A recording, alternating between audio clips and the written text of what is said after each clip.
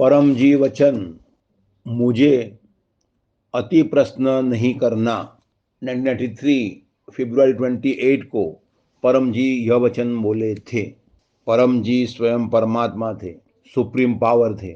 उनके आगे सरेंडर होना चाहिए, उनकी बात मानना है, उनके आदेश का पालन करना है, नहीं कि अति प्रश्न करना। तो परम जी ने दया करके, कृपा करके, अपनी शक्तियों से अवगत करा के डॉक्टर अजीत को सावधान किए कि ज़्यादा प्रश्न पूछोगे तो घाटे में रहोगे। तो डॉक्टर अजीत ने बुद्धिपूर्वक यह वचन मान लिया और डॉक्टर अजीत का परम जी के साथ संपर्क का लक्ष्य था कि परम जी सर्वोच्च बुद्धि हैं, परम जी सर्वोच्च शक्ति हैं, दत्त तो उनके गुरु हैं।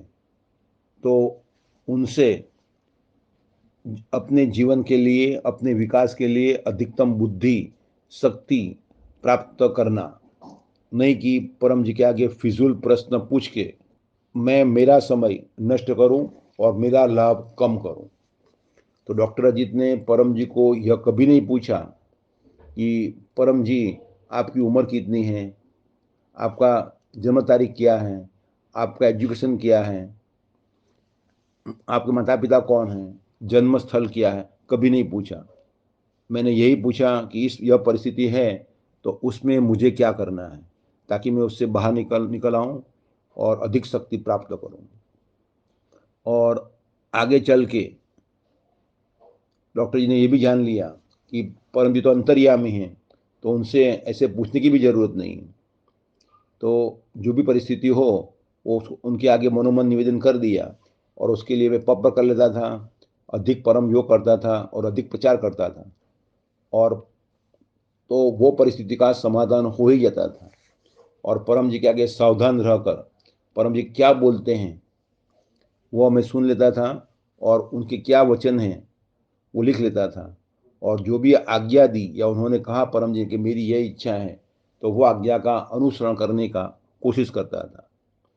तो डॉक्टर अजीत पर परम जी प्रसन्न हुए और डॉक्टर अजीत को परम जी ने जो भी परिस्थिति में डाला तो वो सभी परिस्थितियों में से डॉक्टर अजीत सांगो पांग बाहर निकल आए और आज वो पीडीएम स्थल बने हुए हैं और उसके पीछे सारा इतिहास बना हुआ है।